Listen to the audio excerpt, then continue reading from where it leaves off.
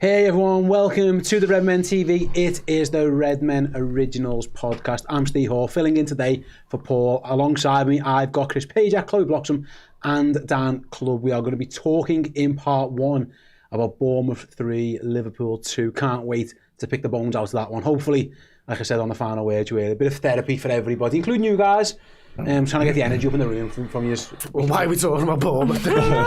They had loads. Yeah. They had loads of energy. Full of it, And then in part two, we are going to be speaking about what happens next for Liverpool in terms of potentially in the transfer market. And of course, Arne Slot. There's rumours swirling. There's lots going on around the manager and his future and where everyone's at with that. So we'll get the thoughts of the team on that in part two. Right then, guys, let's get straight into it, I suppose, Chris. We are going to talk about Bournemouth 3, Liverpool 2. Yeah, it's one of those, mate, where actually there's been times this year where the manager, I think, has said, like, sometimes you haven't always got what you wanted, what you deserve from a game in terms of, like, XG and chances and where we're at. It almost felt the opposite. This one is that if Liverpool would have held on for a little bit, they might have took that maybe as a point gained from where certain situations within the game developed, but ultimately, on the balance of play, they probably deserve to lose, and sometimes you get what you deserve, I suppose. Yeah, I think that's the case. I think Liverpool deserved to lose that game of football. If it wasn't, the chance that we conceded right at the end, then the biggest disappointment was the Evan Nielsen chance just before that. I mean, that is absolutely diabolical play by Liverpool. No legs, no heart, no determination, no fight. And unfortunately, that's what Liverpool kind of are at the moment, and that's disappointing to say, isn't it? But we make mistakes. We find ourselves 2-0 down in the game. We do well to get back into it and put ourselves in a position where we might get a point or maybe even steal 3, but we're not good enough. The confidence just isn't there at the moment, and other teams have confidence that they can get goals, and the game management throughout was terrible. You think about the second goal that we concede and the fact that we've got 10 men on the pitch and, the managers on the sidelines telling players to kick the ball out and they're not kicking the ball out. There's so many problems that we've got at the moment, not least of all the team facing us being better than us. Yeah, and it's interesting, Chloe, because the manager, let's start with the team. He selects one change. Gakpo comes in for Hugo Ekitike. Who they talk about managing the minutes, and by the way, but when he come on, you can see that maybe he needs his minutes managing. I'm not sure how fit he is. We then later on in the game have to go into making subs where the manager's talking about certain players in red zones and the pre-planned subs for a lot of them. Again, hindsight's always 2020. My guess is on the back of a very positive result in Marseille and a very good performance, maybe he's tried to stick to some continuity. And that's maybe come at the expense of freshening things up, whereas Bournemouth, albeit with loads of injuries, have had a week off. Perhaps that freshness for them told, because Liverpool, again, started brightly but then faded rather quickly, I think it's fair to say. Yeah, I mean, I think mentally we collapse when the first one goes in, by the way, because I actually don't think that we were playing that bad up until that moment of the game. But then once again, individual errors, people switching off, it's just all a nightmare. But I refuse to let him blame player exhaustion on a thing when he waited how long in Marseille to finally make changes in that game of football. And look, we come out and it's 3-0 and it's brilliant. But you've made everyone play that system, for the 90 minutes, and that's exhausting to do, going toe-to-toe for the team like Marseille. That is exhausting. So I'm not sure what he can expect the next game then if we've then got to take players off around 45. I'd like to know what we're doing as a fitness team, because Hugo Ekitike, it's mind-boggling. Like the amount of times I see him not on the pit, not starting, and I'm furious. And I was furious, when I saw the team on Saturday. But my good God, as soon as Hugo Ekitike came on that pitch, I realised why the hell he hadn't started. Because that chance that you mentioned, the Evan Nielsen chance, the lad has got the ball next to Hugo Ekitike, and Hugo just looks exhausted. Hugo gives up. It's like he didn't have an ounce of energy, and that's worrying. It's halfway through the season. How is he not able to play 90 minutes and then be able to put in 30 minutes here and there on the weekend? He looks goosed constantly, and I love him. but I'm not sure what we're doing to help him get up to speed, because it mustn't be working in a fitness situation. It's not just Hugo Ekitike. It's all of them at the moment. Yeah. You've got to, the more we're removed from the Bournemouth game, Dan, I'm looking at them going, it's the whole team. What are they doing in training?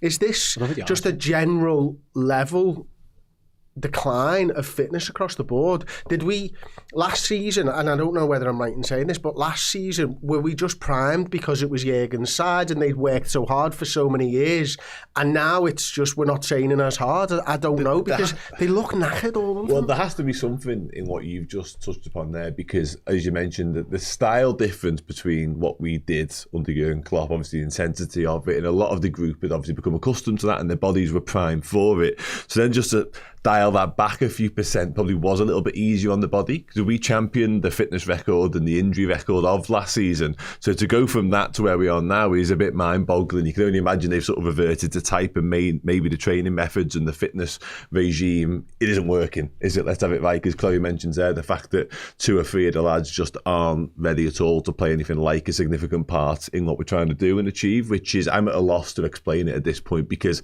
you can excuse some of it early season when Ekitike wasn't up to speed. You can go, well, he's new to the league, etc. It's nearly February. Like, the time for that excuse is gone now. And he hasn't been put through the ringer, I think it's fair to say. Like, he's been called upon a lot more in recent weeks since the Isak injury, obviously. But he hasn't had an exhausting season, to my mind. Anyway, none of them have, really. Kirk has the same. He's been in and out Randy Robertson a little bit. They were all given a night off not that long ago, 6-7 weeks ago, with the Crystal Palace Carabao Cup game. That was meant to allow us to go a little bit deeper and harder for what was to come. So, yeah, the fitness side of things, I don't buy nor accept that excuse. And it's evident, it's clearly happened because we all witnessed it with our eyes, but I don't allow the manager a pass on that. Him to come out and say they're exhausted, him to come out and say they're not fit enough to do whatever we've required of them, I don't give him it. As an example, Chloe mentioned, the late changes against Marseille. We scored our second goal on 72. The first change was 79. Hugo Ekitike is one of those lads that comes off. So there's an extra 7 minutes there where we could have made a change earlier if we'd have wanted to. Hugo Ekitike comes off on 79, comes on in this game and still looks tired.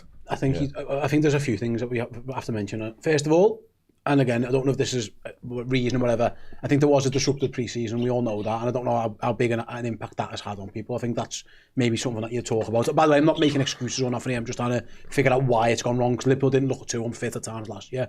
I also think, Chris, it's easier to run a little bit more when you're feeling good, and when you're battling for that league title, or you're really in for it, and I think sometimes that just makes you go the extra mile. And when your heads are gone a little bit and you're all over the place, maybe you just don't give it that extra little half a yard. And I'm not. Professional pride should come into play there. No, mate, I'm going to speak about it later on, because that Evan Nielsen chance is one of the worst things I've ever seen. Yeah. So there's a lot here for it, but what I don't understand. A lot of people will say about resting players, and there's two schools of thought, and I'm always to the second one I'm going to speak about, but other people often say to me the first one is, you win the game with your best players and then take them off. But for example, Kirkes, the man said he could only play 45 minutes. Now maybe he was just doing him a favour and saying that he was tired because he was having one, and maybe they benched him, but they didn't. But when you've got lads who are on the pitch who aren't going to last, and they're probably at 80% anyway, are you not better playing the other lads and bringing those lads on rather than doing it the other way around? Do you know what I mean? You can balance it either way, but whatever. Basically, Arne Slotter's gambled perhaps on the first way, and as soon as Liverpool are 1-0, 2-0 down, and then he's got to make his subs, and there's an injury and take his knackered lads off, his hands are almost tied behind his back a little bit. He's chasing the game, and he's having to take off Frimpong, and he's having to take off McAllister, he's having to make all these changes, and you're already behind the 8 ball as you're doing it. Listen, I'm always kind of the opposite to you there. I always like to have the starters play, and I think they should earn their rest by getting up in games and getting themselves into a position where the manager can make the changes and stuff. And I get it the other way around, but like, there ain't a side that's won the league to keep the best players off the pitch and bring them on with 20 to play. Just doesn't happen. The best sides play the same back four, time in, time out. A defence midfielder in front of them. Spine of the team's almost exactly the same week in, week out. If you can point me to a league winning side where they've done it the opposite way around, I'll stand corrected. But to my mind, there isn't one. And I think for me, we've heard a lot about resting in possession. That's what this sort of Arne Slot football is. We're not killing ourselves in games here. I could I could understand it if we were pressing high and rallying and for 70, 80 minutes. This is a side that are quite lethargic on the ball and do a lot of jogging. This isn't a side that are killing themselves week in, week out and busting a gut for 70, 80, 90 minutes, as far as I can see. You know, it's slow, it's methodical, we're resting on the football. We'll take a little bit of time on the right wing, give the left wing a couple of minutes to get themselves together, then play to the left, give the right a little bit of time. That's how the manager wants them to rest. But even with that, I can't see that we're fit enough. No, there's definitely issues, you know. And he said that when you have to have 3 planned subs, what happens there is you get one injury, which, by the way, with all due respect to Joe, and it's not his fault, he gets whacked by his goalie, but you're always, there's a couple of lads on there who you're not surprised get injured. You are severely hamstrung by your options because you've got 3 subs you already have to make and you've got 1 forced upon you. You kind of you can find yourself behind the 8 ball pretty quickly. Let's move on to the goal then, Chloe, because I think, and again, feel free to disagree, you guys or everyone watching along. I thought Liverpool were okay for 20 minutes. Like, you were there. I don't know what sense you got that there was too much of a threat from Bournemouth, but the goal comes, and this is where, like, you do have a little bit of sympathy because everyone's piling on Arne Slot, and we're going to speak about it more throughout the day. He can't do much when his captain decides to casually flick a leg at a ball, misjudge it in the wind, whatever, casually flick a leg, not deal with it in the wind and just head it out or whatever, and then not try and block the back cross. Instead, he kind of like almost has to jump out the way, like almost like he's scared of scoring an own goal or something.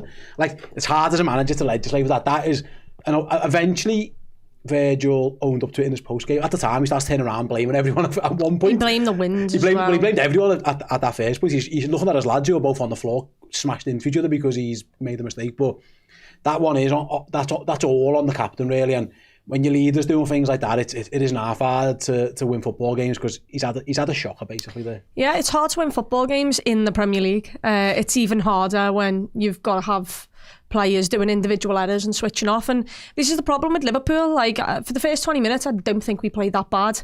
I don't think we're as slow as previous games. I think we're a little bit quicker, but we're not creating major chances. I think Mo Salah has a good chance, which he puts wide. And the one where does he play it to Gakpo, or is that second half? Sorry. There's one where first half, yeah. But there's also one where the ball cuts inside, I think it's him and Vert, and he puts it wide. So we had a couple of moments in that first half, but once again, it's just players switching off. It's players being far too casual. I mean, I love Virgil van Dijk, and he's been an unbelievable player for Liverpool, but it does feel like in that moment, it's like, oh, I'm Virgil van Dijk, so I'll just deal with this. Players should assume that I'm going to deal with this anyway, so they're not going to gamble. But the problem is everyone smells blood when it comes to playing Liverpool at this moment in time. No matter who you are on this pitch, you can be Mo Salah, you can be Virgil van Dijk, or you can be the likes of Frimpong, who's only just came into the side, and things like that. They smell blood. They're going to get after you. You're as good as your last game in this league. Yeah. And he did horrendous. He just flicks a foot at it. It's absolutely embarrassing. And then he doesn't do enough to recover the ball in to the box, and Evan Nielsen gets on the end of it. But it's not just that one. I think the second one, I mean, we'll get onto the fact that no one's kicked the ball out, which I was fuming at in the stand. But Virgil van Dijk is like 3 to 4 yards deeper than our line. Kirkes has held his line with Frimpong, and Virgil's the one keeping him on. And it's once again just the communication, the lack of switching on and being aware of what's around you. And it happens twice. And it's almost impossible to win games of football when you have those individual errors on top of playing good sides. It's interesting, Dan, because, like I say, it's Virgil. We know Virgil's record and stuff speaks for itself, and we've all, I said this, sometimes he is a bit chilled and that we praise him for it, but also I think, when you are playing and the conditions are bad, as Chloe's mentioned, she was there, you could easily see on the screens there was wind was affecting the game and stuff, and it's not an excuse, it's just something else you've got to deal with. And I think trying to play your style of chilled, calm defender, just trying to, because basically all that's going to happen with that ball is you're going to give it away for a corner. You're either going to do it looking like as cool as you like by a little flick out a corner, or you just rocket headed in it, or you're kneeing it out, or you're doing something. It is very casual. And again, you go back to it, in a team that isn't exactly full of confidence domestically, Liverpool in Europe are a different kettle of fish, but domestically they're not full of confidence. like I think sometimes you got to just not only play the percentages of the game and the conditions you're in, but also the percentages of your team right now. What do my team need from me? They don't need me to be calm as like Virgil van Dijk. They need me to be captain, leader. We're dealing with this. We'll put out for a corner and we'll deal with the corner. That type of leader. Yeah. It just feels.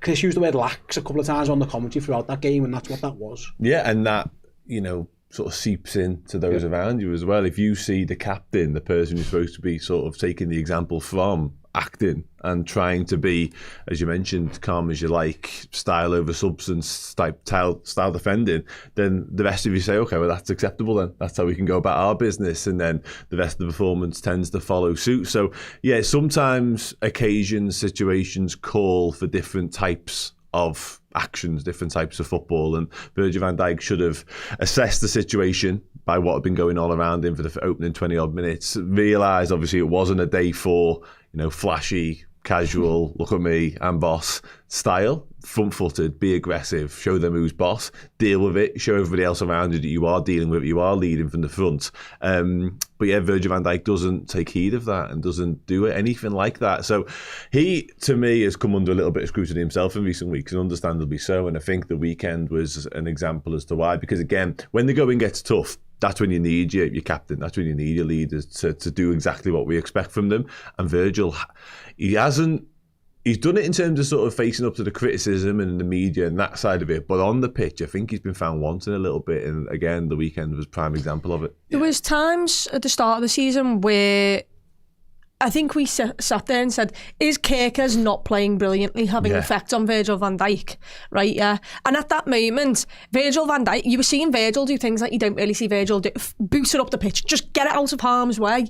And for some reason, I mean, because we've maybe became a little bit more slow and we've tried to be more defensively solid in this unbeaten run, maybe the lads have decided, okay, no matter what, we can go back to this, calm, relaxed situation. But the problem is every single game, someone's doing some sort of error. Every single game, someone's switching off.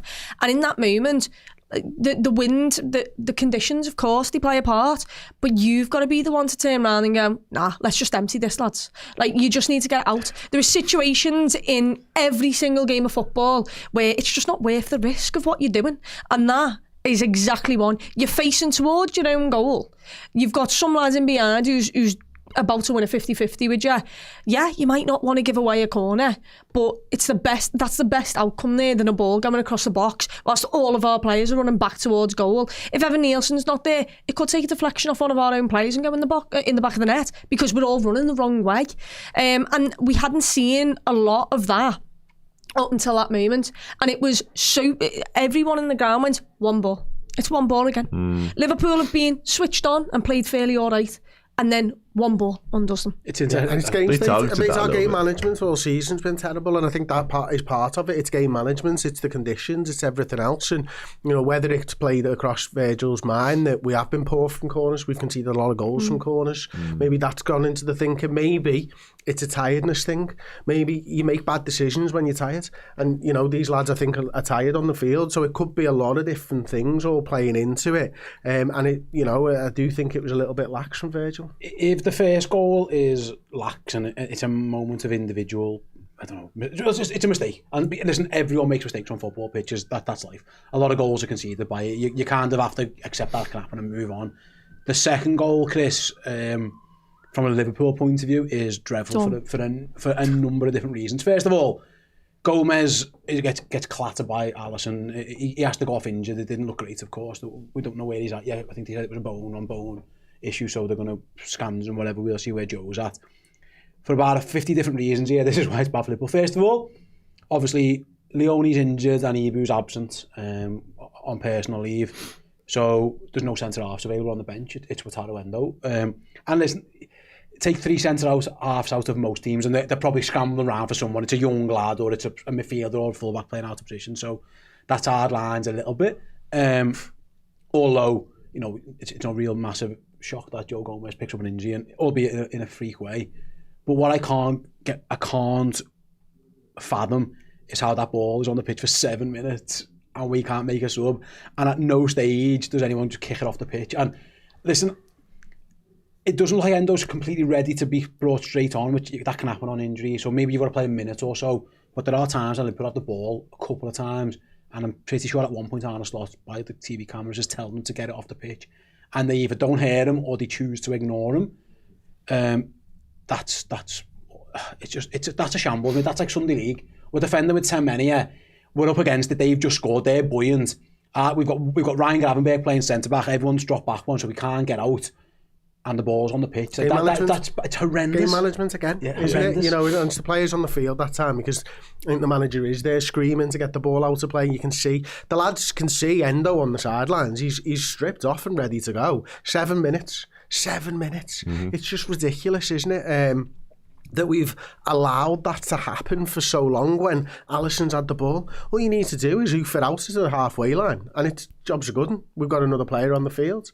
Again, it comes down to game management. And listen, I take it that Leone is injured and you know, Konate's missing for personal reasons, but the window was open for 24 days. We've had an opportunity to sign a centre-half for 24 days. Yeah. And I think every Liverpool fan knew that we needed a centre-half. You know, we tried to buy one, and you know, right at the end of the last window, what's changed? More injuries, less central defenders, and yet, in January, there is no backups arriving. So, as much as we can say, you know, it's unfair, it's unlucky about the Gomez injury, and it is, we had a chance to rectify the squad needs for 24 days before the Bournemouth game when Joe Gomez gets injured. Absolutely, and this is where, Chloe, let's talk about the transfer thing first, while Chris has brought it up. This is where sometimes, right, and we're going to speak about the manager, by the way, I promise you, we're going to have a proper conversation about it in the second part after we've reviewed the game. One of the things, I don't know how in charge of the transfers Arne Slot is. The fact that he's the head coach and we've got a sporting director suggests maybe it's not as influential perhaps as previous managers of Liverpool have been. Like, I doubt Arne Slot sitting there going, you know what, lads, don't buy me a defender. And you know what I mean? Like, that is on the people above him. The Gay deal collapsed at the end of the summer, and that was more on Crystal Palace's end. Liverpool thought they had it, but again, maybe a bit of blame there for leaving it so late. Lax. Yeah, but the window's been open now for a while. Again, I don't know if they've got no money, I don't know if the PSR issues, I don't know if they just don't want to, but it isn't really Arne Slot's fault that he's only got Wataru Endo available to play a centre-back, because I'm pretty sure, like I say, if you asked him, he probably would he would have had Mark Gay, for example. Yeah, he would have, but go back to the summer and Liverpool either just not spending the 5 million more and getting it done earlier on. It's all down to your own fault, sadly.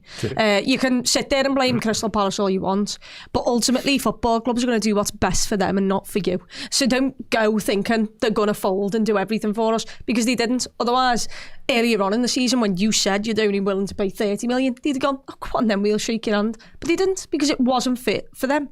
And when you leave that much time towards the end of the window for them to get a replacement in and they don't have one, sadly you are just putting yourself at risk of this not going over the line. And it's made worse by the fact that, you know, a direct rival, a title challenger has gone and got him. And he's also started out really well for them. But that's our own fault. It's Liverpool, and nothing has changed, like Chris said. Absolutely nothing. Worse. It has gotten worse. It's got markedly worse. Yeah. We've lost Conor Bradley. Like, defensive options across the board have fell by the wayside. By the way, there was, before this game, Robertson was on his way out. Yeah, exactly. Yeah. Another potential auxiliary centre-back option was just nuts. Like, let's spin back to the game. And can I just say, sorry, really, really quickly, it is on the game. We discussed this pre-match about the taking of the second goalkeeper. What are we doing?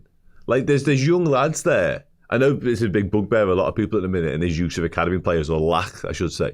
But there's young centre-halves who then played on the Sunday in the 21s.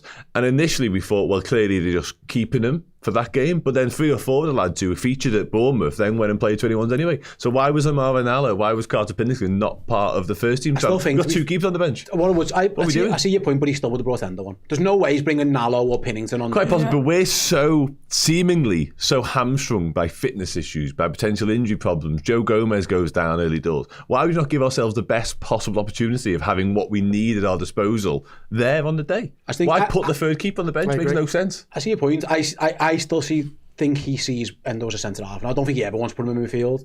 And what I would say, by the way, on this one, Dan, I'll stick with you on this one.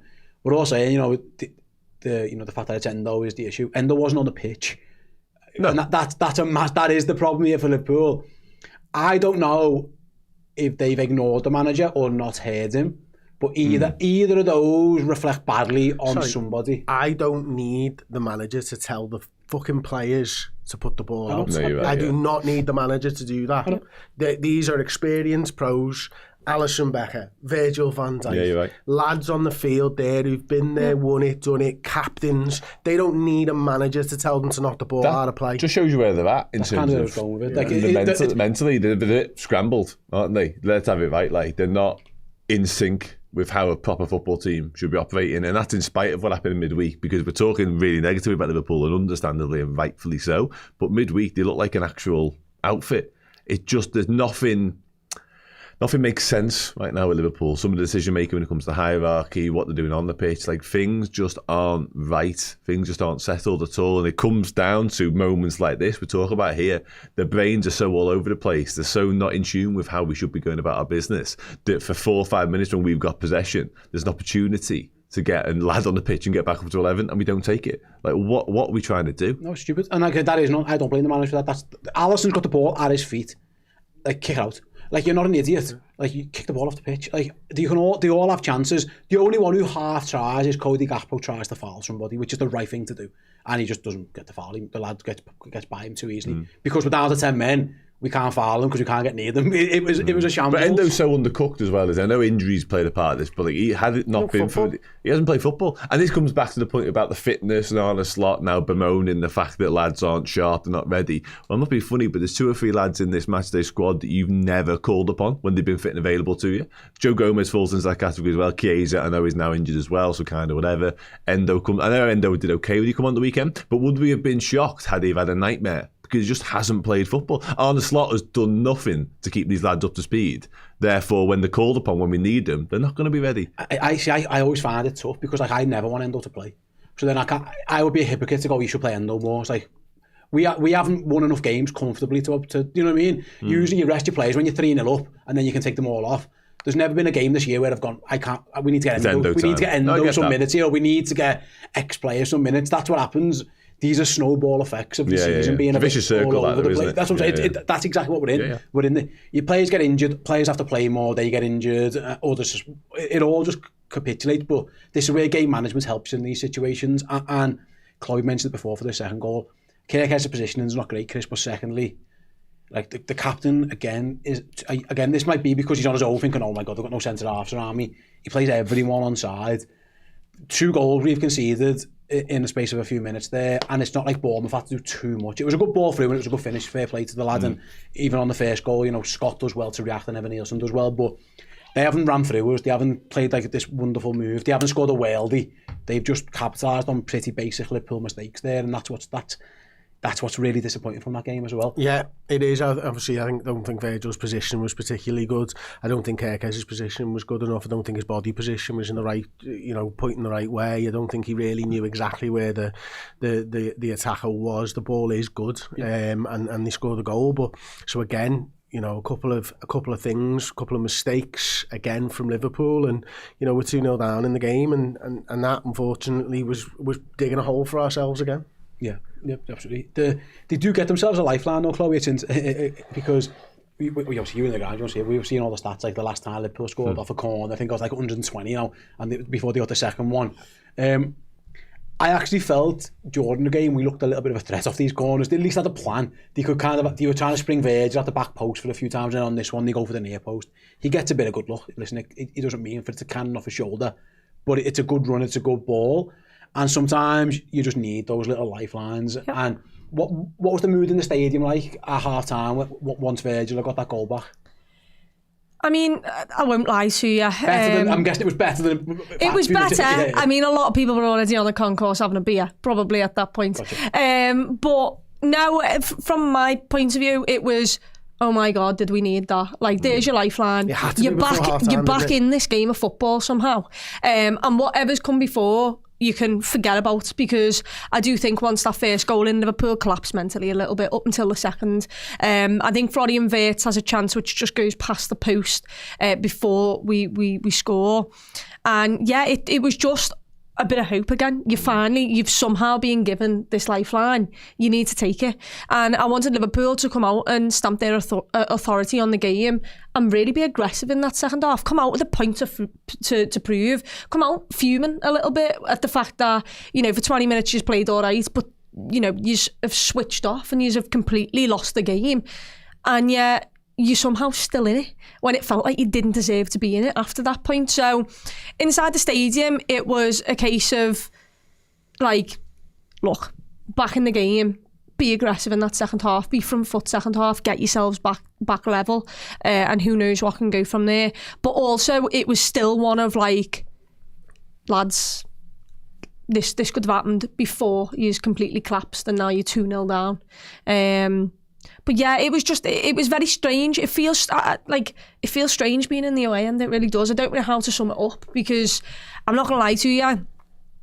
Week on week, you're leaving the ground and people are turning around to you and they're just basically saying he's lost them. And it's like there's no one feels positive coming out of games of football. There's lots of apathy, I think, around the one, which is never a good sign. Dan, I want to, before we go touch on other things, I think it's worth mentioning here a couple of times, but a couple of things Bournemouth do that to hurt Liverpool. The first one is in the first half.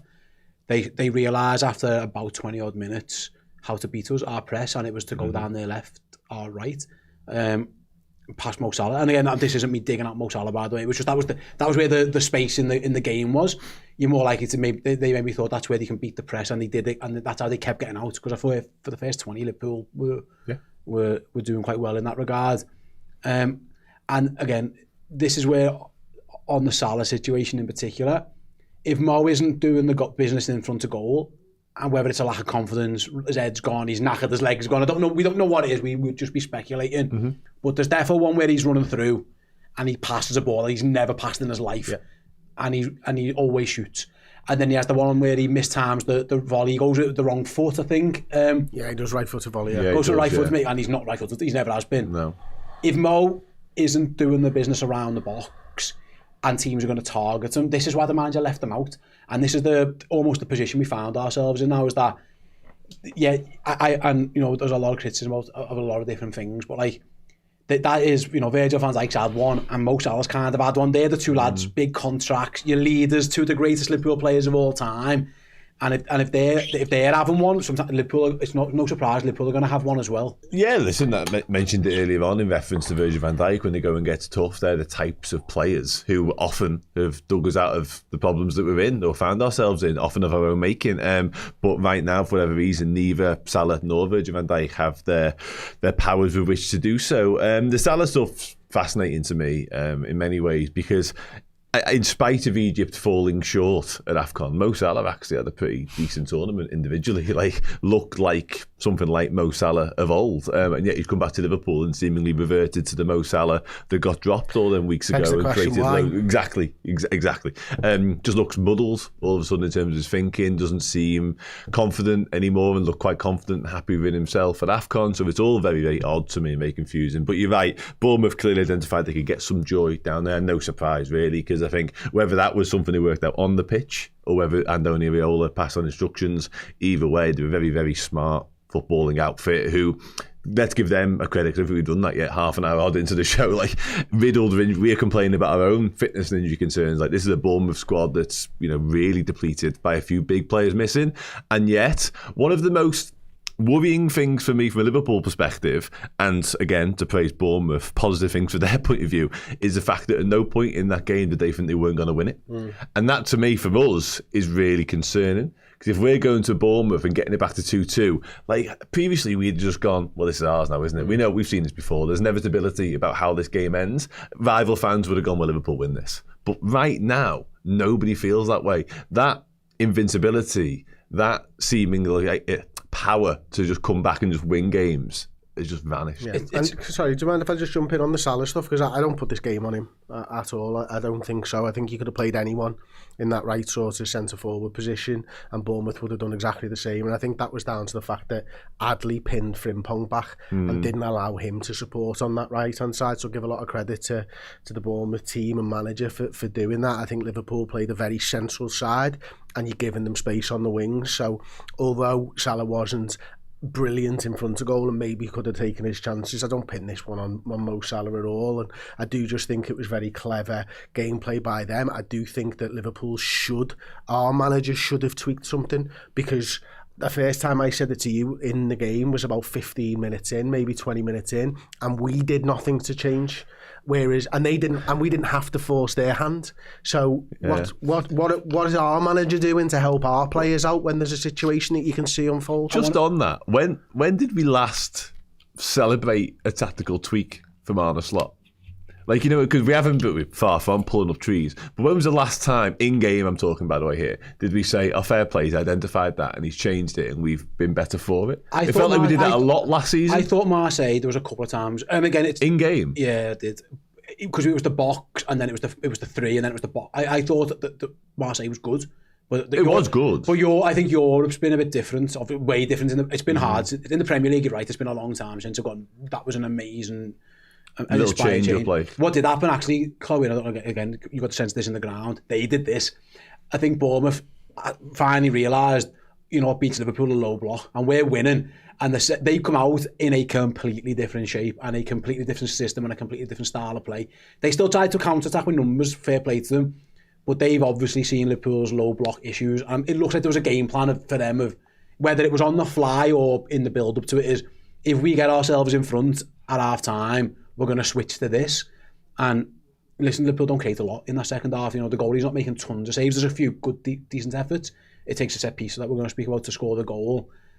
It felt like with the low block, you go back to it again. Arne spoke about it loads. We've all spoke about it. Liverpool's attacking players on the day, Gakpo, Salah, a bit of it. He was more hot and cold than just cold, I suppose. But again, it was one of those where Liverpool didn't really have an answer to the low block once again. No, they don't. They lack creative spark. They lack, standing up to an opponent and just beating them. Like, try and take, the block out of the game by beating them and get them through the lines and in between them. And yeah, when you face a low block, I just don't feel a lot of belief in Liverpool breaking them down.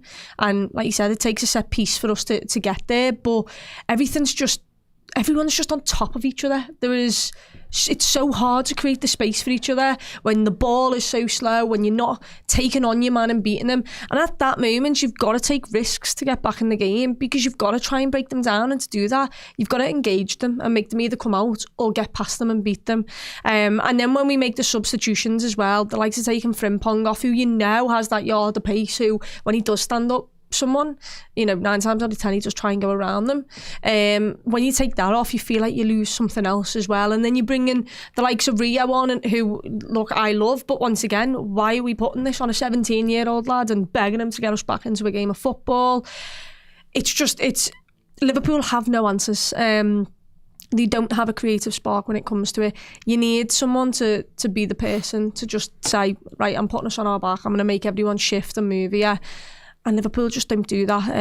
The set piece, though, Dom Szoboszlai, there's not much else he can do this season. He's really tried his hardest to get Liverpool into games of football, take away the Barnsley and the penalty situation against Burnley. But it feels like it's him on an island on his own trying to rescue Liverpool. Yeah, there was a YouTube comment as well, wasn't there, Steve, on the watch along that said we've brought all the midfielders on and we got no midfield control, which is slightly worrying. Yeah. Because the amount of players that we had centrally, and it was the partner of the Red Sea for that Evan Nielsen chance, literally, unfortunately. But again, I come back to the fact that it's nearly February, it's late January.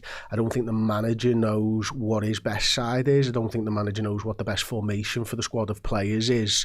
I don't think we're a very fit side.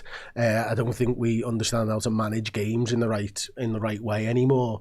And these are all huge questions that and I say I don't think it's all on a slot. I think there's squad building issues and everything else to be in this, but we should know what we're playing by now. We shouldn't be changing formations every fucking week, which is what we are doing. It's the scramble, aren't they? And that second half is, again, and also, sorry to interrupt again, Steve, but how many times we come up against a low block? All the manager talks about is low block. Yeah. He's not found an answer to a low block yet. No, and that's up to him.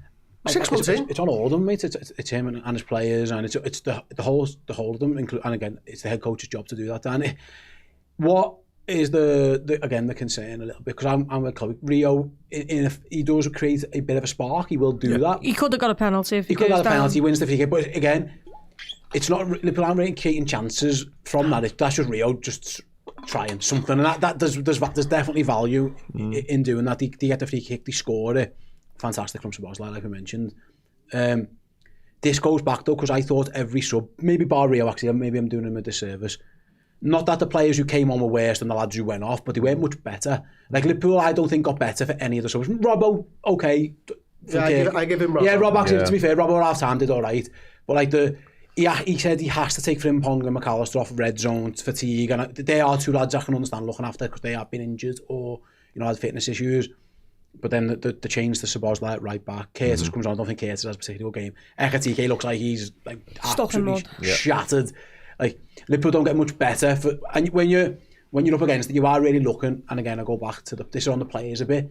When you're brought off the bench in a tough game, there's got to be some emphasis on you to go and give it a bit of oomph. And yeah, it didn't really come from the substitutes. In particular, Jones and Hugo.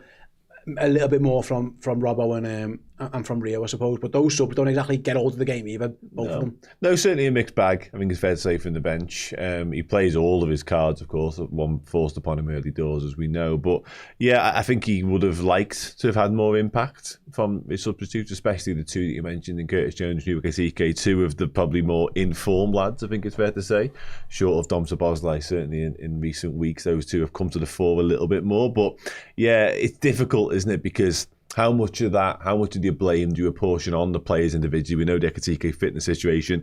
Curtis Jones, for all of his qualities, with which I think there are many, is never likely to sort of, although he's not often grabbed the game by the scruff of the neck. I can think of one or two examples, one of which being his debut, whereby he's really done that. The Chelsea game a couple of years ago with Brentford away, he really sort of took the onus upon himself to do that. But difficult in those circumstances, especially when, as we've already mentioned, the midfield has somewhat departed the scene at that point. The most influential midfield we've got suddenly playing at right back, which I think is a problem in itself. There are actual specialist natural right backs in that squad you could call upon instead of doing that all the time. So yeah, it's tough, really, really tough, especially when, as we've made mention already, Liverpool at large are all over the place right now. You're calling and you're asking a lot, I think, to just turn to the bench all the time and expect the answer to be there. And again, it's on the manager in terms of the instructions he's giving them. Like, what is he telling them to go and do differently? How does he want them to grab the game by the scruff of the neck? Is it just more of the same? Because we've already seen, tactically, Bournemouth had our number, so it's never likely to have an impact, really. Let's start wrapping up a little bit, Chris, before we go to the break on the end of the game, because the long throws are shambles, and we can all agree it's an absolute shambles. Liverpool are all over the place, and they get themselves in a right mess, and Bournemouth get the goal they deserve. Liverpool at 6s and 7s, and yet defensively on that long throw, and they're all over the place. I don't think that needs much analysis. That's just what happened. They were crap. Too many people in each other's way. Hell of a finish. Good finish. Hell of a finish. Wasn't it? No leadership. And two of your senior players, your captain not arguing for a foul when it was his own lad who's half bumped into him. The goalkeeper doesn't exactly cover himself in glory, scooping it back into a danger area. I don't think we can analyse that too much other than to just say like everyone was crap. The big concern for me, and everyone's kind of hinted at before, that chance that Evan Nielsen misses. It was the first time, and again, other people, and maybe I'm late to the party, and I've been accused of doing this loads of times before. It was the first time that I thought these players don't care about this. Whether that's they've given up on themselves, they give up on the manager, or they've given up on it, whatever their heads have gone a little bit. Because, is it Christie? I can't remember who it was. Ryan Christie is waltzing through our midfield. Semenyo scored the exact same goal at Anfield, and we all put that down to Liverpool were, over-ambitious, I think. Over-ambitious at the time, trying to get the third goal, and they've been all over the place. And I don't think anyone put that down to fitness or desire. It just looked like a lack of tactics on that day, really. And Semenyo finishes it. Ryan Christie's not Semenyo. With all due respect to Ryan Christie, he's an absolutely fine Premier League footballer coming off the bench with Bournemouth. That's what he is. That's his career. He's fine. He waltzes through, and I don't know if they can't run back or choose not to. But I would say Gravenberch may be tired, and he's played a lot, and maybe he looked a bit leggy in that situation. But I'm pretty sure Rio gives the ball away. Jones is there, Hugo's there, and nobody even engages. And the lad gets all the way to our box and then passes, and then Evan Nielsen misses. Thankfully, it's a sitter. Like, I think that's done. I think them scoring by the throw-in rather than that has half done our coach a favour, because I think more heads would have fell off than they even did. It was the first time, Chris, that I've questioned, like, where are these lads in it for this manager anymore? Are they in it for themselves anymore? Because I found that one of the most staggering bits of football play against us and from us that I've seen in a long time. Yeah, that was probably, apart from the fact that we lost the game, the biggest disappointment of that game is seeing the lads not giving everything that they possibly can for this team. And you can question whether that's for the manager as well, and I think you'd be right to question whether that's for the manager. I think every one of us thinks exactly the same on that, and that is a concern, because without the players looking in the mirror, we're never going to find the answer out. What I can tell you is that they don't look fit, and they don't look well coached at the moment this side, and they're the things that I can see and have consistently seen over the last however many weeks it's been. I can't tell you whether they've thrown the towel in or not. Only each of those players know. But from the outside looking in, that was terrible. There's a lad there, Dan, and you went Ryan Christie. He's off the bench too. I think I'm right in saying that. Yeah, Ryan. And I completely understand they've had the week off. We haven't. But whatever, it doesn't matter. I can't get my head around the fact that no one chased them. The gap's there because Liverpool are trying to push on, and I understand maybe they're trying to go for this winner and they're feeling good after the equaliser. Let's go and be Liverpool. And I admire that. I would much rather us go for the win than just sit back and because we're probably going to concede anyway. So I've got no issue with that. But then if you give the ball away, it is a staple of every team. Every Liverpool team I've seen forever chases back. There's just no. It doesn't matter whether it was Benitez, Houllier, Evans. If you lose the ball, you run. The only time I remember, and I said this on the final word, so apologies to people who maybe I'm repeating myself to our subscribers, but it reminded me of late Arsenal under Arsene Wenger, when for some reason every time they give the ball away, they just stop legging it back. And at the time, it was like, has the manager lost them? Are they not doing it, or are they not fit? Whatever the reason is, it's the first time in my life that I've just thought, I can't believe there are people jogging after, and Ryan Christie's not Linford Christie. He's not that fast. Different Christie. Honestly, and I was like, what are we doing? That my head almost fell off in that move. Twice in that game, not kicking the ball out when we had 10 men, and people not chasing back after their man. And listen, it might be on the manager. They might have threw the towel in on the manager. I think as a group of players, that's unacceptable. We should never, as Liverpool supporters, ever accept lads not running as fast as they can, trying to get back. That's unforgivable for me. Are you in the same boat? I'm entirely with you. Yeah, I'm entirely with you. That was the final straw for me, actually, in that performance, and that was before knowing what happened a few moments later when he scored the win. Honest to God, I cannot begin to tell you how much my head fell off in that room watching that, because that is unacceptable. It's a non-negotiable, and it stems back way beyond my time supporting this football club. As you just said there, you run, and you run until you can't run anymore. You leave everything out there, especially in those circumstances when the game's on the line, and obviously things have been going against us in recent weeks. There's been a lot of criticism, a lot of scrutiny. You just have to give your all, and that was not them giving their all. It was the opposite of that, and allowing somebody the freedom just waltz around midfield with that ease to just bear down on our goal is just absolutely unforgivable. I couldn't. It's a fucking standards thing as well. Of course, I've said it before, professional pride. That's where that comes into it. Whether you think, at that moment in time, maybe subconsciously you can have thoughts about the manager and you can have thoughts about your place in the team, whatever your bugbear, shouldn't matter. Shouldn't matter. That goes out the window at that point, because you've taken to the pitch to represent Liverpool Football Club. Therefore, it's a non-negotiable that you leave everything out there and you give 110% until the final whistle. That wasn't that.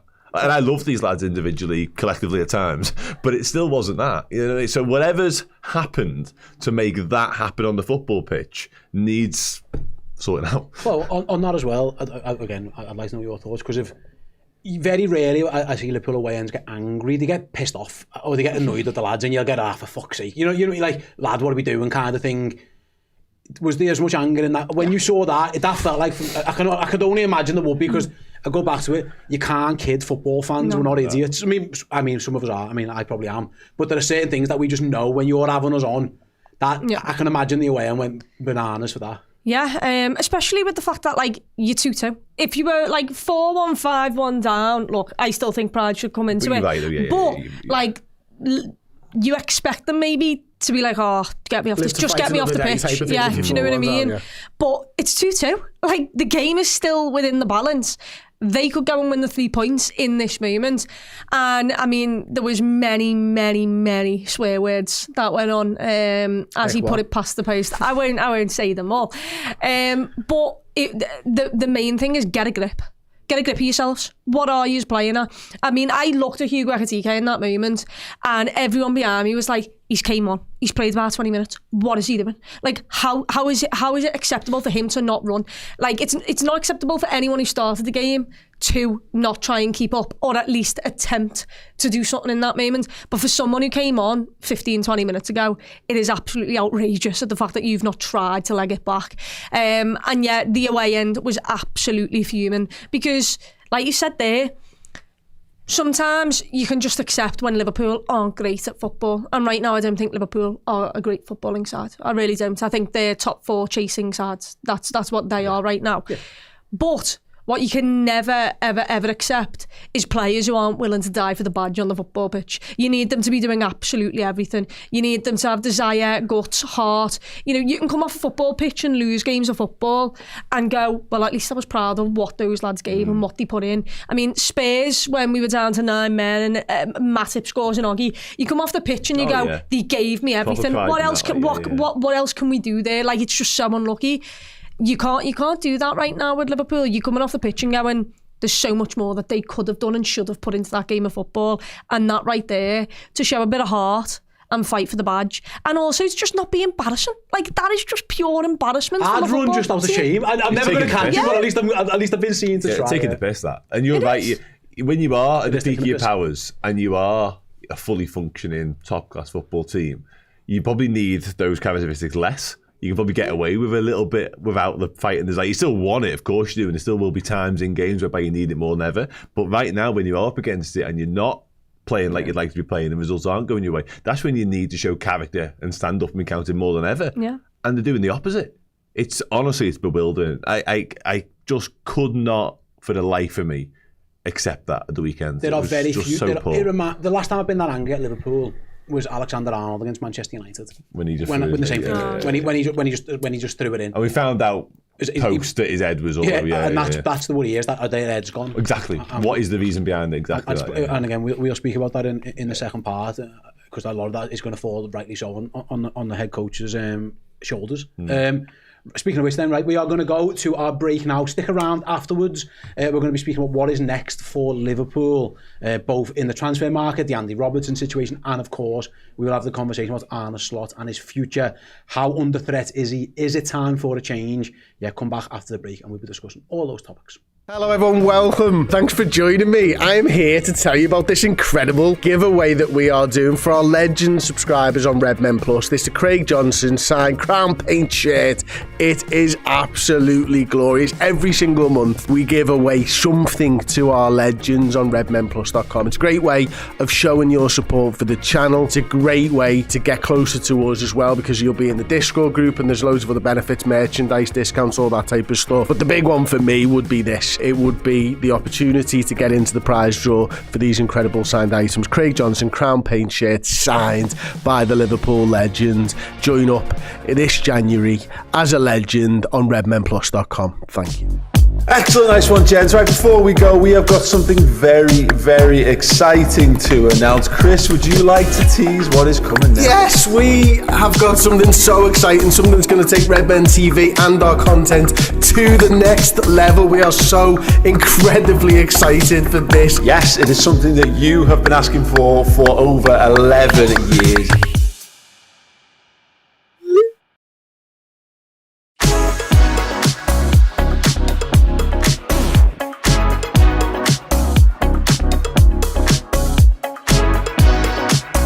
Welcome to the Redmen Originals Biased Football Podcast.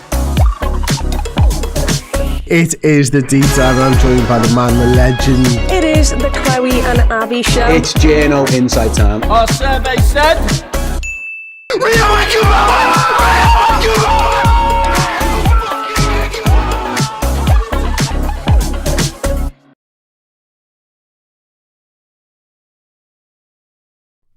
Welcome back. Yeah, do go over to your app stores and download the Redmen Plus app. It is completely free. Keep saying it all along. It's the best place to get all of our content, the free stuff and the paid stuff. If you're not paid subscriber to Redmen Plus, doesn't matter. Go and download it anyway, and you get everything you want from both our YouTube channels and our free podcast feed in one place. You'll get your push notifications, you get other information, messages, and all that kind of stuff. It's the best place to get all of the stuff you want. And then while you're on there, if you do decide that you'd like to subscribe to the subscription service, it'll only cost you £1 for the first month. That gets you shows like The Final Word, the Buyers Transfer Podcast, the Deep Dive, Journo Insights, etc. So yeah, that is all available for you on your app store. Thanks everyone who's downloaded it. And by the way, there are updates coming through the app soon as well, so keep an eye out for that. Right then, what's next, ladies and gents, or lady and gents, I should say. Before we talk about the manager, Dan, I want to talk about transfers. Mm-hmm.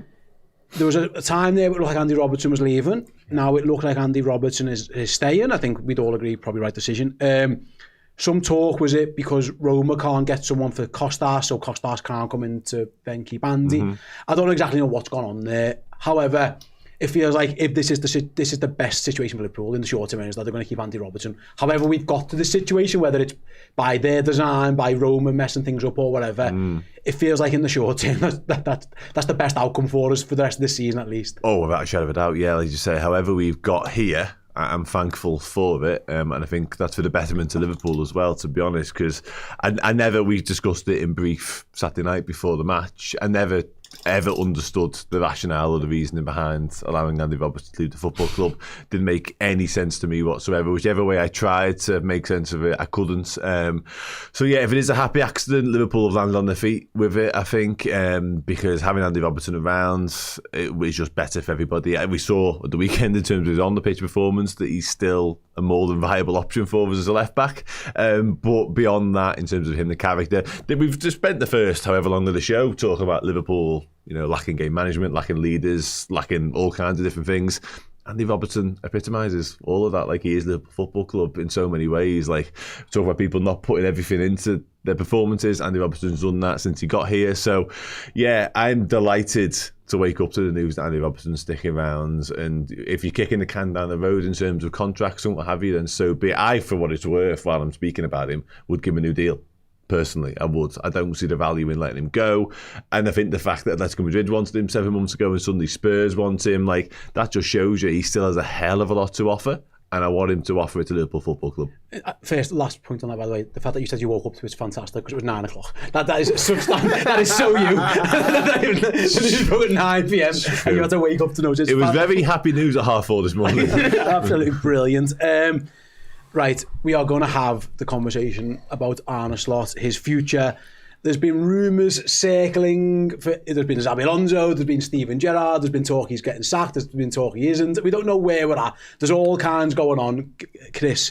There's no, as far as I've heard, there's no news on the head coach and his position right now. That could change at any point. We don't know. The first question is, do we, rather than our opinions, we'll get them in a moment, do we think is any FSG maybe or any closer to maybe going, you know what, we've had enough here? He went through the 9 and 12 defeats thing, come out the other side, and was still in charge. Liverpool are now 5 Premier League games without a win. They are 5 Premier League games since September. So the domestic form is fell off a cliff in terms of the league. Obviously, they're doing okay in Europe, and they're going to almost certainly be in the next round of that. So if that maybe plays into their thinking, but can you imagine now, whether it's in Boston or in London, whatever, these conversations are now real conversations? Because in the past, they always felt like they were more media or fan-driven than perhaps anything from the football club. There is no noise either way from the football club this time. No, there hasn't been, has there? But I do think that for the last few weeks, even while this unbeaten run is going on, I think Liverpool will have to have been doing their due diligence on what the long-term future of the manager is. I have got consistently more detached, I suppose, from the situation over certainly the last few weeks, to the point where I think his time as Liverpool manager will come to an end. I think it probably should come to an end. I do not want to be a poster boy for the slot out campaign or whatever it is, because I don't think that, that's how Liverpool fans and myself should be acting personally. but I appreciate that everyone reacts in different ways to situations. For me, I think the manager is not getting the best out of this squad anymore. And I think other people could get better results out of this squad. I think Liverpool will be concerned that they're not going to make Champions League football this season. I don't think we should ever do something just because Man United and Chelsea do, but you can't avoid the fact that they're both now ahead of us in the league, and we are in a battle for top 4. I don't like the fact that Liverpool may have to sack a manager who brought us so much joy last season and a Premier League title, but it looks to me like it's not working anymore, unfortunately, for Arne Slot, and I feel really sad to sit here and say that, but the football doesn't seem like it's right for me at the moment. The squad, and I don't blame this all on Arne Slot, by the way. I think there are a load of problems at Liverpool. I think the recruitment hasn't been right. I think we have been unlucky at times with injuries, but we're not recruiting to help the manager out. There are a lot of problems at Liverpool. But the person who will take the fall, I feel, unfortunately, is Arne Slot, because he should be getting more out of this talented group of players than he is getting right now. And I do not like sitting here and talking like that, but I do think that it is naturally coming to a conclusion, this part of Liverpool's future. And you think that's the right decision? I think it's the right decision, unfortunately, yeah. It's very difficult to sit here and say we should get rid of a manager who won us the Premier League when we know that he's good enough, but I say something I said to you at the weekend is he looks like a peacetime Prime Minister to me and not a wartime Prime Minister, and something I was talking to a mate of mine, Johnny, about when he saw us say that on the stream at the weekend, and he said, yeah, great. I completely agree with that, Chris. He said, I think, we can manage a budget and you can sign your trade deals, but right now Liverpool needs someone who'll say you can go and die on the beach for me. And I don't think, unfortunately, because of the person that Arne Slot is, that he is getting that out of our players, which is what we really need right now. We need some oomph. We need someone who's going to lead them as a figurehead. And when it's all going well, I'm sure Arne Slot's a fantastic manager. I've seen it with my own 2 eyes. But what happens when it's not? And it's not going well right now, unfortunately. No, it's one of them as well. Close there, and I'll obviously get you guys' opinion on the manager situation and stuff. The question will always be, and I'll ask it to you, and I'll also maybe hypothesize maybe what Liverpool think, and I'll come to you first, Chloe. Is do they think there's someone out there who can do better with this group, or are they thinking in their heads, we messed this up, this group of players, this squad isn't right, therefore we're going to back them? That's what they'll be asking themselves. I know, for example, I'm reading the chat now, some people are heavily in favour of keeping the manager. They're blaming Michael Edwards, they're blaming Richard Hughes and saying, what you meant to do? You're the ones who left them with an aging squad and no centre-backs. And I think there's definitely validity in that. And then there's other people in the chat who are saying, like Xabi Alonso or Steven Gerrard or whoever could definitely do something different with these players. It's a difficult one to really know. You're half guessing a little bit, but what are your thoughts on it? Do you think anyone could come in and go, right, I'm going to do this, this and this and fix this? Or is this much more of a problem, and it's something that even anybody could that no manager would be able to come in and fix straight away? I think it's a really, really, really good group of players, and sadly the manager isn't getting the best out of them. So I think someone could come in and get something better out of them, maybe playing a different way. Yeah, I do. Because I'm not having that Florian Wirtz, Hugo Ekitike, Cody Gakpo, Mo Salah, Virgil van Dijk, McAllister, Gravenberch, Szoboszlai midfield. I'm not having that the form that those players are putting in a mid-table season. I just can't. There's so much quality there at the disposal of the manager. I think there's more problems than the manager. I've got to say that 100% to do. But sadly, he is the one that will take the fall. And for me, I can't sit and keep watching the same thing over and over again, the same mistakes over and over again. I can't listen to the excuses anymore, neither. I feel like burnt out with football. It's just not fun. It's not exciting to watch. It's not fun to be involved in. And look, I think some things have gone against Slot. I think some of the injuries haven't helped and all of these things. But ultimately, he's still got a good group of players at his disposal, and I just don't think we're seeing the best out of them. I think someone could come in who could get more out of them. I don't know what that would be. And also, my point is, if Liverpool are already looking at the likes of Xabi Alonso in the summer, you know, like, then the writing is on the wall for me. If that is, and I don't know whether the club are doing that, but if they are doing that, then for me the writing is on the wall. And yeah, it's just, I think it is time for him. And that hurts me to say because of what he did last season. But ultimately, we've won 5 since September, and that is absolutely unbelievable. That is a joke. That's not, I mean, I'd be worried about that if that was West Ham or someone, do you know what I mean? But it's Liverpool. And it's Liverpool who were champions last season. It's Liverpool who are in the top 4 of the global footballing world in terms of teams. That's not the standard. No one can moan if he gets sacked because of the season and how it's gone. No. People can have sympathy with him, absolutely. And I do have a little bit of sympathy with him. But ultimately, sadly, football turns like that, and the manager is the first to go. So Chris said he would make the change. You're in the same. Yeah, I'd like to see what they do, because in terms of Alonso, if Alonso is your next manager, you've got to see, are you better wait until the summer to get him? If that's what he wants to do, does he need that break from football, or can he come back? Or and in that case, do you give it to a caretaker manager till the end of the season? But if he's available now, do you bite the bullet already? Before you get your turn down, if you don't mind, I've got some super chats that can add it to the arguments as well. Isaiah Crump says, there's no passion, fight or identity in our play under Slot. We lost under Klopp, but the performance was very passionate. Slot's obsession with control and possession has destroyed our attacking identity. Matty says, United and Chelsea look fitter and stronger and are playing better footy than us. We don't have any other choice than to twist. He will go Gerrard in until the summer. So that's the Man United interim Michael Carrick route, isn't it? Effectively, which has given them a little bit of a spark. So I see where you're coming from there, Matty. Nedge says, the biggest question, if he was a similar manager to Klopp, hence getting the job, this couldn't be more different. How has he gone from heavy metal to the waltz?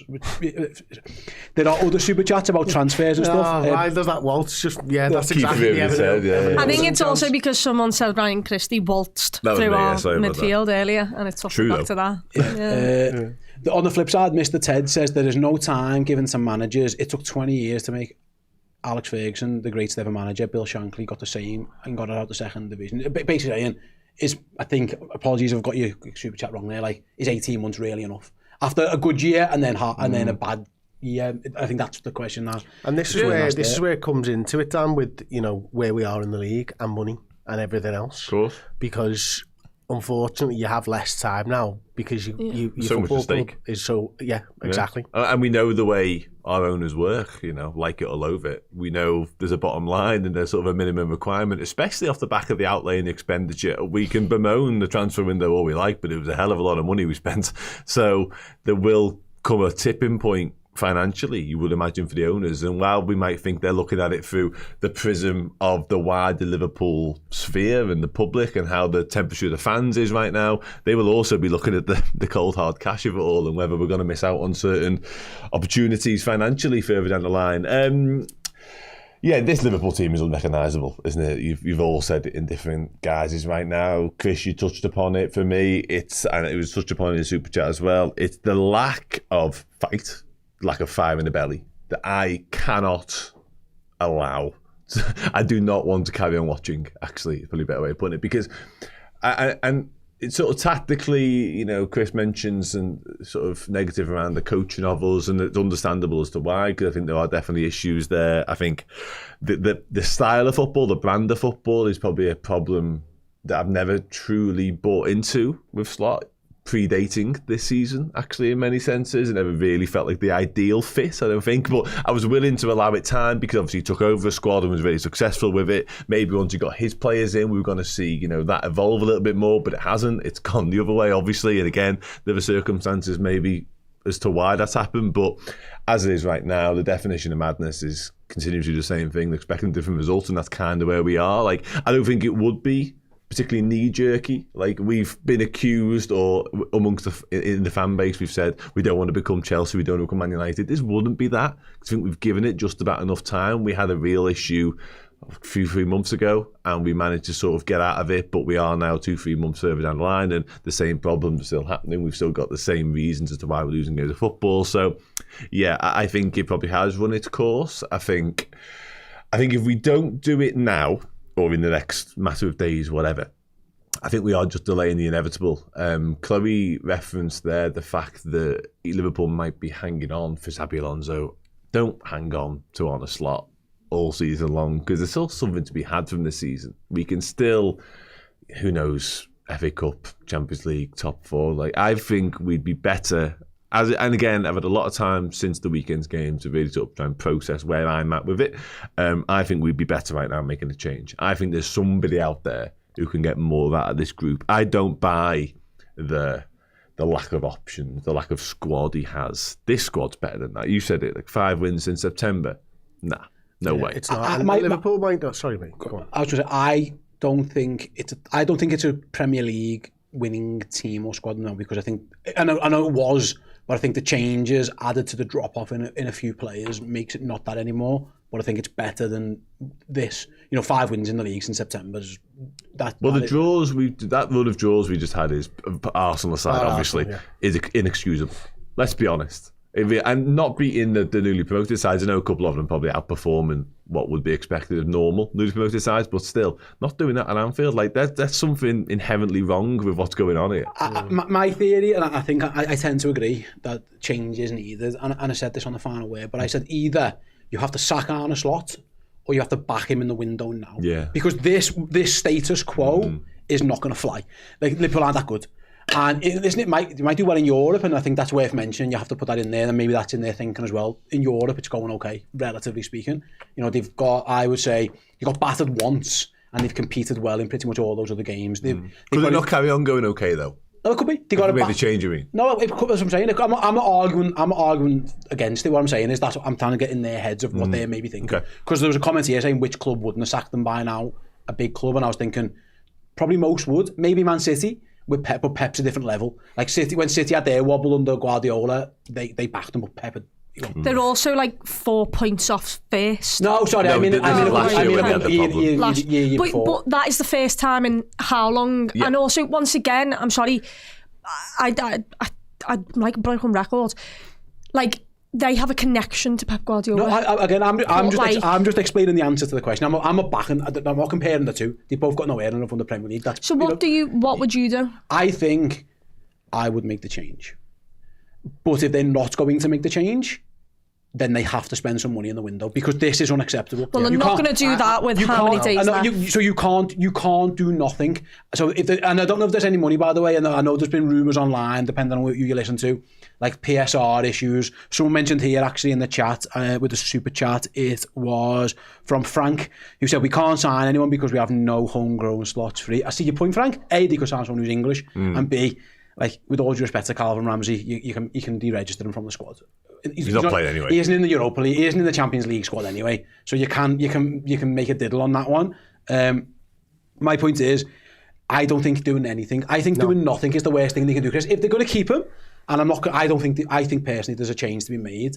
If there's not going to be the change to be made, just doing nothing for the next 5-6 days in this window, I think that's really poor. You can sleepwalk yourself into a real situation financially, and I don't think they're not going to fall asleep at the wheel. I don't think our owners. I think they are going to have to do something. I think there is managers out there, short term, long term, who can get more out of the squad. Yeah. I do think it's more than just an Arne Slot thing. I think there will be people looking at Richard Hughes and the recruitment in the summer and how big a part he's had to play in the shaping of the squad. But unfortunately, the first person to fall on the sword is the manager. And we'll find out in the fullness of time whether Richard Hughes is a good director of football. This is something I said to you guys, was it 3 weeks ago when we were out for lunch? And I brought the whole director of football thing up, didn't I? Because I don't know I think you're 2 or 3 managers in before you find out whether you've got the right director of football. And it's something that I have a problem with, just generally speaking, because I don't understand how you know your director of football is the right one or they're not. But the manager will always fall first and fall hardest, unfortunately for him. So he's got to do better. You know, the players have to look in the mirror and ask themselves whether they can do absolutely everything. But if our manager can't motivate our players, then our manager needs to change. And my thinking was, and I'll go back to it on that one again, I know I'm the host, so apologies, I'm not here to give too much of an opinion, but my thinking was, if they're not going to spend any transfer money, so they're not going to bring in at least a defender, is one of the priorities. Liverpool can see like a goal and a half every game, it's absurd. But also, and I think they're probably an attacker short. City just did it with Gay and Semenyo. Now, I don't know if our finances would allow us to do that. I don't know where we're at, so I can't claim to be an expert on it. From what we're led to believe. I'll tell you what, they won't help us if we don't get the Champions League. Yeah, and that's my point. No. I don't know where Liverpool are PSR-wise, and I don't understand it all, but there's ways and means to figure stuff out, I'm sure. I'm not that clever. There's people who get paid a lot of money to sort this stuff out. Then I think you have to do the change of manager, because that you might get a spark. I'm just, again, and it's crazy because I'm not convinced Arne Slot is that great of a manager that you have to just not take the gamble. You know what I mean? When this was Jürgen, and Jürgen had a season like this, by the way, 22-23 wasn't great under Jürgen Klopp. But I think we all knew, didn't we? I think the connection, and I think back then, if you look at it, everyone was blaming the team, and the midfield needs more legs, and we need to implement these changes. And yeah, it was right. Like, that's kind of what happened. And eventually, was it 22-23? That's what I'm thinking of. It was Bobby's last year. Finished Europa League, it was. Because Jürgen's second last year. Because his final year ended up playing Europa League. Yeah. It just felt different. I think we all knew Jürgen was a different character. So, if they're not going to spend any money, I'm not sure, given what we've seen, Dan, over this last, I'd say 6 months, maybe it could be longer, that Arne's going to get the best out of this lot. So if they're not going to spend any money on the team, then they will have to find someone else who can. So that's my opinion on it. One or the other. Don't do nothing. And I think I don't think they're going to spend any money. So therefore, I think they probably need to have a change of manager. Who that is Xabi Alonso available now? Does it have to be an interim? Again, the Steven Gerrard or I don't know, whoever name ex-player here, do you get them involved? Does Jürgen come back and fulfill all the wishes of everybody? I don't know, but I think it's a really difficult situation. But I think the worst thing you can do, to clarify, is do nothing. Nothing. Apathy is going to lead to more of what we've seen, because there's been ample opportunity for the manager and for the players to change it, and nothing's changed. That's where I'm at. Yeah, I think we've given him enough time at this point to get a reaction. And we've seen it in fits and starts. We've seen it in one-off games here and there. We've all kind of hoped, it was wishful thinking, ultimately that was a line in the sand. We did it last week, post-Marseille. We all kind of went, well, there you go. Then there's a performance. Go and replicate that at the weekend. Another similar challenge, but it'd be difficult at Bournemouth. Go out there and show us that wasn't just a one-off. Lo and behold, another one-off. So I think Arne Slot at this point, like I say, has had his time as Liverpool manager, which I don't take any joy from saying that, especially when you consider what he was able to achieve last season, taking over the impossible job from Jurgen Klopp, or certainly we all felt it was like that anyway. So yeah, for me, it would be time to make that change now. That's where I'm at with it. Can I read some super chats out quickly? Nice, I love this. Massive Plums always comments.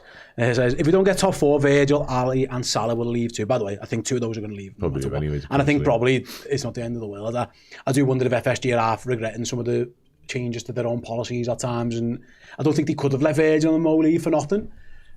The noise was too big, but I wonder if where they're at with it. I don't know, but I think Ali and Salah, I think this is both their last years. I think Mamadou's really being here is the hint that Ali's going to go, and I think Mo, we know what the situation with Mo is.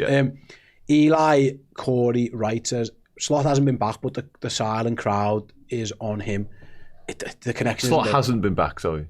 Yeah, as in transfer window, this window. This one? Yeah, okay. Yeah, I think. Well, maybe, you just said there, you've got to back him now or make a decision, make a change. Maybe that doing it conversation predates what we had. Maybe to start the window, they were saying this. Hold your horses, before I get this last super chat. That's one of my questions. No, it's great, but I'm getting there in a moment. Roshi says, Slot came in to refresh Klopp's system and the players we went and got over the summer fit his plan. Arne tore up the plan and now he won't change. He has to go, basically out. So thank you very much for your super chats there. I think I've got through most of them. Chris, why do you think he hasn't been sacked, and if he's not going to be, again, there's rumours, but there's not an imminent. Because I think it's because for the same reasons I've struggled to come to the same conclusion that I have today. Actually, yesterday, night before, probably, if I'm being totally honest with everybody. I think, you know, what he did for us last season was fantastic. I think the Liverpool board, I think the directors, I think Richard Hughes, Michael Edwards really wanted Slot to work out, and I really wanted Slot to work out. I really wanted him to turn it around over the last 8 to 9 weeks, but I have faced up to the situation that I don't think that he can turn it around, and I think Liverpool are probably thinking the same thing. And listen, this isn't me on the golf course throwing a little piece of grass up and seeing which way the wind's blowing. They're going out and speaking to caddies, asking what's going on this course. They're going out speaking to the squad. You know, why is Robertson out and then he's back in? Has something changed there? You know, why are they speaking to the captain? Are they speaking to the players? It will not change on what fan channels are saying and what people are saying on Twitter. Liverpool will not make a change of manager based on that. They will speak to the people in the AXA. The players, the coaches, they'll speak to all of them and they'll find out what they think, add it to what they see. And what they see, I think, is a manager that isn't getting the best out of the squad. Ultimately, is where that comes down from. I think, Chloe, you're probably in a sort of similar position. Yeah, it's tough because, like we've mentioned, look, I've stated here that he's not... My relationship with Slot, in terms of how much I like him, I'm not going to go to war for him. That is where I am, and I don't think the players are doing the same either. Do I like him? Yeah, but I'm not willing to go to war for him. And I feel like I should be. I feel like there's someone who, you know, I can fully buy into. I think that Slot will stay for the main reason of we're still in the Champions League. And that is what I've been thinking this entire time. Until Liverpool get knocked out of that Champions League, I don't think Liverpool decide to pull the plug. Because whilst, you know, top four can start getting away from Liverpool, if Liverpool somehow go on this miraculous run in the Champions League, they're not going to sit there and go, okay, well, we're already out of the top four race.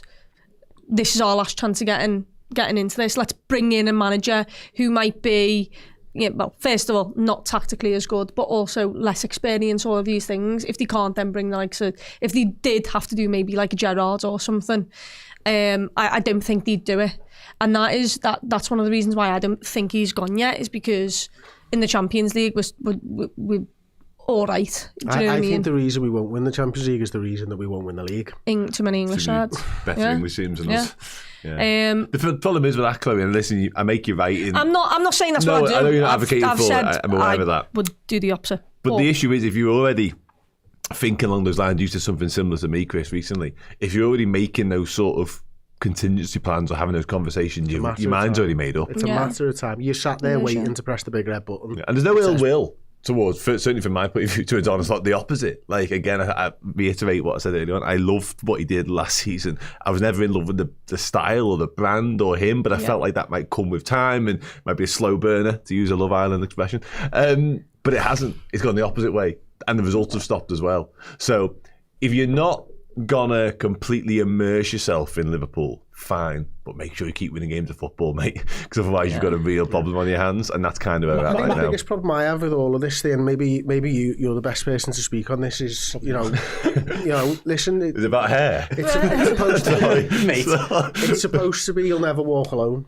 And, you know, I see the videos going out last week and about the support that we had for Rafa Benitez, and that really hit home with me. You know, I really want to be that guy who believes and trusts that the manager can do it. And, you know, I do feel terrible for saying all of what I've said today, but, you know, like we've always done, Steve, we've always tried to tell the truth as we see it. There are opinions, you know, at the end of the day. And listen, I whenever I'm in that ground, I will be singing and supporting Arne Slot as long as he is the Liverpool manager. And as long as every player who puts on a red shirt, I'll be singing for them every single time and hoping that they turn it around. I really do. I'd love Arne Slot to prove us all wrong, go out and win the Champions League. I'd like nothing better than that. I just don't think that it's going to happen, Steve. No, yeah, mate. And I think, I don't know if I'm the right person to speak on it, but it goes back to my point before of the doing nothing is the worst thing you can do. If you're going to stay, and I'm with Chloe, by the way, I think they're going to wait till the summer, and I think they'll assess then, because I think there's more of a collective responsibility between everybody at that football club. I don't know, people sometimes say I should never bring these things up, and it's using an excuse, but I do think the tragic passing of Diogo Jota plays into this as well. I think there's great sympathy from the board at Liverpool to the pressure and what that put on Arne and every single one of the players. And that's why I feel really bad saying what I did before, but I'll probably change it, and it's why I feel like a bit of a hypocrite, and I feel a bit dirty sometimes saying it, because I said in the summer, back these no matter what. We could finish, I remember saying something like we could finish 17th, and I'll be like, don't worry about it. But then maybe I was kidding myself. But when you're living in it, maybe I was a liar, because I'm here now saying I'll probably do something about it. I said exactly the same. And I feel terrible for saying it. So it's not ideal. I don't think they're going to sack the manager now. I think they'll wait till the summer, is my guess. That might be proven. Could be wrong. It's just a prediction. And I don't think they're going to spend any money. And I think that's horrendous. I do. I think nobody wins. Like you're expecting, what's going to happen is you're going to hope that Man United, Chelsea, and one other, two of those have a worse. You're hoping that they have a worse season than you. Is what it's more. You're living on hope. For what it's worth, we mentioned the Champions League thing before. Like, they know what it's like not to be in the Champions League, because they did it a couple of years ago. So maybe they're not with the outlay. I was going to say, not off the back of the summer we had last year. I know. And if we're already having conversations about potentially being concerned with PSR and the finances that are at our disposal, the last thing we need is to miss out on something. I completely agree that they are two different situations in terms of transfer spend. I completely acknowledge that, but I still believe somewhere in the heart of Boston or in London or whatever town, someone's got spreadsheets with the numbers on saying what it looks like if we qualify and what it looks like if we don't. And I don't think Liverpool are going to go bankrupt or anything, because what it does mean is that all these lads that we think legs might have gone or might be on the way out, it'll be harder to replace them without the Champions League. So I think all these factors are at play, and that's my concern, is that they'll do nothing, and that's why I think it's really difficult, because I think that's where we're heading towards. At this moment in time, there's no real news on income and transfers. There was a bit of talk that maybe they were going to sell Robbo to free up a homegrown slot, like mentioned before, maybe his wages, maybe the 5, 6, 8 million quid, whatever you get for him, is the first payment when you're going to spend £40 million on a defender. You give, I don't know, whatever, this club, the 8 million quid, and then give them the rest. Because that's how clubs time work these PSR things out. I think a lot of selling clubs enjoy that as well. Get some of it now and get the next one in the next cycle for us. But it's the doing nothing that will drive me insane. And I hope it changes. And I hope I'm sat here doing a show in May or June, and someone's replaying this clip to me, going, "You fucking idiot.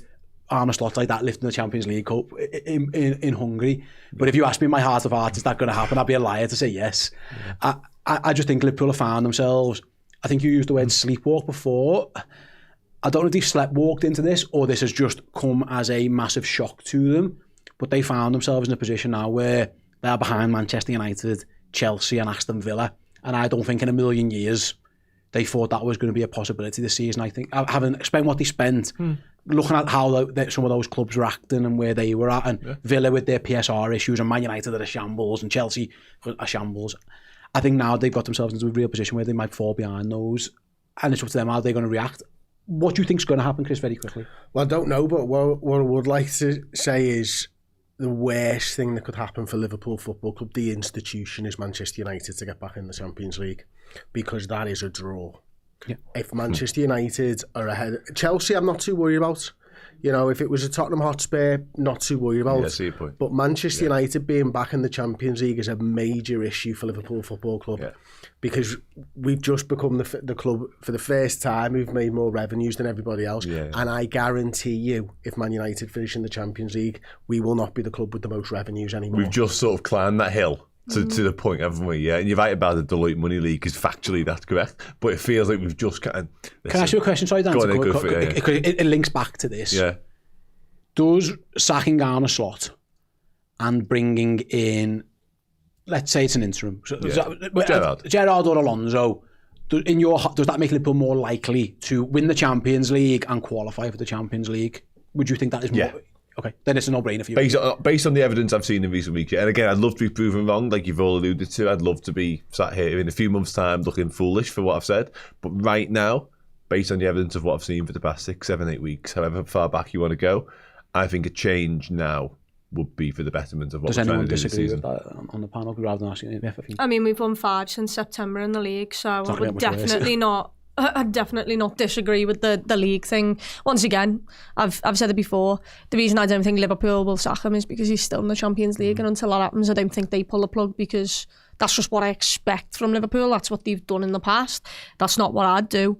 But you know, that is I do think Liverpool will do that, and I worry that when that time comes, Liverpool won't be in the hunt for a top 4 race. So like that's my problem. If you wait too long, it all goes it continues going this way in the league, and Liverpool get to the quarters and then get knocked out. You're in trouble. You've wasted time. You're in trouble. You can't try and win the Champions League to get back into it next year, and then you've got a mountain to climb in the league. That is my massive worry. Got some super chats to go through. Rudy says, Virgil, Ali and Mo out. We need to let go of the old guard. Get Bastoni and Alonso in. A new start is needed. Again, so get some of those players in. Maybe the Champions League thing, it all ties in, doesn't it? Eli says it makes more sense to get someone in now with the World Cup. I'm guessing that means an interim. Does that mean because we won't have a pre-season then? Maybe that as well. Yeah. To give them some time. If you're going to bring a pay, because I was talking interim, I see your point now. So bring a permanent manager in, because they can take a look at what they want. They're not going to get a pre-season with them. See your point, Eli. At there.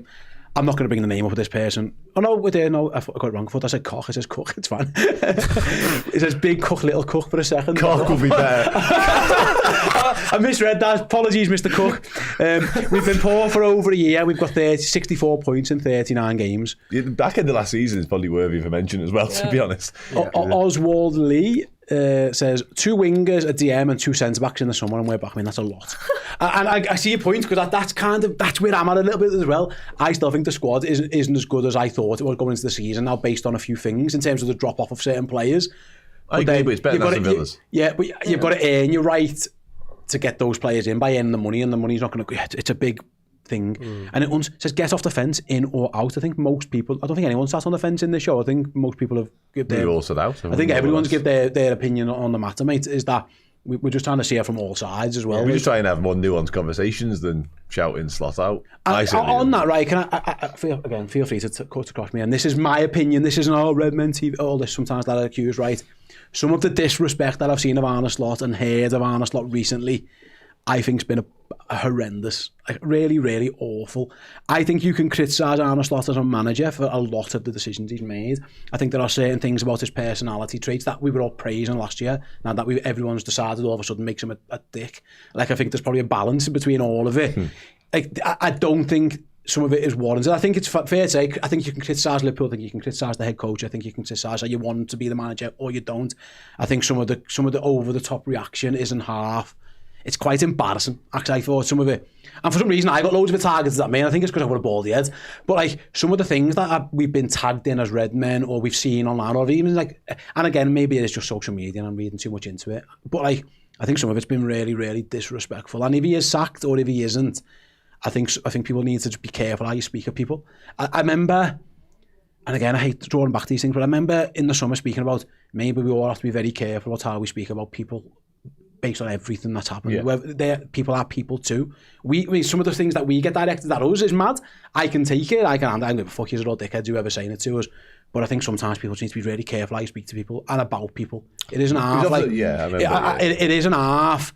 Like, you can say someone's had a bad game. You can say, I think he's crap. I don't think he's a very good manager. You don't have to say some of the things that are being said about certain footballers on the team, the manager, certain people you might see on the telly, maybe people, the fans in the group chats or in your mates, in live chats who you don't agree with. Like, I think some of it has just been... Maybe it's the modern... Am I saying ramble on here? I think you can have respect. I think some of it, you can respectfully disagree without being a dick. And I think there's been a lot of fans of Liverpool, and I say this, like, some people have been dicks recently towards other fans, towards the manager, towards certain players. I think I just wanted to get that off my chest there. I do. I think you said that really, really well, Steve. I think, you know, for us, like, it's me and Paul own Redmen together. You know, we I don't think, you guys say it, have I ever asked you to not say something? No, it was the opposite actually earlier on, wasn't it? It was like, what's your opinion? Let's just talk about it. It was literally the opposite of that. Like, and Paul has been exactly the same. You know, his opinion is his opinion. You know, I agree with Paul at times. I disagree with Paul at times. I agree with Dan, Chloe, Steve. I disagree with you. That's what we do. Like, it's a really, you know, we're friends and we work together and stuff like that. But we never like censor opinions and stuff. And yet, like, in the last 2 weeks, I did a show with Josh on the Deep Dive where we put the clip out and we were talking about potentially Alonso and we were talking about potentially Enrique, who I think would be a fantastic manager for Liverpool, by the way, for what it's worth, because I think the pressing side of things is actually what Liverpool need, but there's intangibles with Alonso being a legend that you just don't know what that does if he were to come in and be the manager. And we got dogs abuse for having the conversation when the manager is in situ, and I kind of understand that more than anything. And then we get dogs abuse for not having conversations when we have conversations all the time. You know, we seem to be on Twitter, like, this just like the abuse that we get sent is crazy. And one thing I will say, right, is please do not fucking send abuse to Steve or to Dan or to Chloe. If you've got a problem, send the fucking abuse to me. Do you know what I mean? Genuinely, I'd really rather you just send the abuse to me than any of them and stuff like that. And we are just normal fucking people, and we just go about our days, and people have a go at us in supermarkets for no reason. I'd wanted to tip yesterday by an Everton fan laughing in my face from the video of us going out, and that's all part of the course for me, and I can accept it. And Steve said that he has, but please don't like have a go at us for airing just football opinions at the end of the day. Like, it's a mad thing. And you know, I feel terrible for sitting here and saying I don't think Arne Slot should be the manager of Liverpool Football Club, but I also don't think it's that big a deal that a football fan doesn't like his manager anymore. Like, you know, it's just one of those. I think everybody that I know, all my mates from, you know, before Redmen stuff, we're all having these conversations. I don't think we're having conversations that are outlandish. Everyone's been having these conversations for weeks in the WhatsApp groups and stuff as well. So I'd just like to say that, and yeah, please don't abuse the people that I work with. I'd rather you abuse me. Feel free, I'll just laugh at you, you dickheads. It doesn't bother me whatsoever. What I would say to round it up is, like I say, I think feel free to, on me personally, and again, maybe I've gone off tangent here, maybe I shouldn't as a host, like, I don't think people should question my integrity. I do take that personally. Like, with all due respect, I'm a grown man. If Chris told me what to say on the internet, with all due respect, I'd tell him to shut up. I wouldn't let someone fucking tell me what I can and can't say. So I think, by all accounts, everyone should be nice to each other. If you think Liverpool need a new manager, if you think Liverpool don't need a new manager, if you think Liverpool are the greatest thing since sliced bread, if you think we're all dickheads, feel free just to keep things nice and calm to yourselves. I think that would do it. But yeah, it's very, very sad to wrap up. I know we've gone a little bit long here, guys, but I think the game itself needed talking about in depth, and I think the aftermath needed talking about in depth. It's one of them down where Liverpool are probably going to qualify for the Champions League knockout stages on Wednesday. I'd be shocked. I mean, listen, if they lose to Karabag, I mean, he'll be gone on Thursday. Yeah. But I think they're probably going to be able to get through that game. What after that? It feels like this is where something needs to come from somewhere. It's going back to the thing before of like what you're doing nothing. Because you're just kicking cans down the road.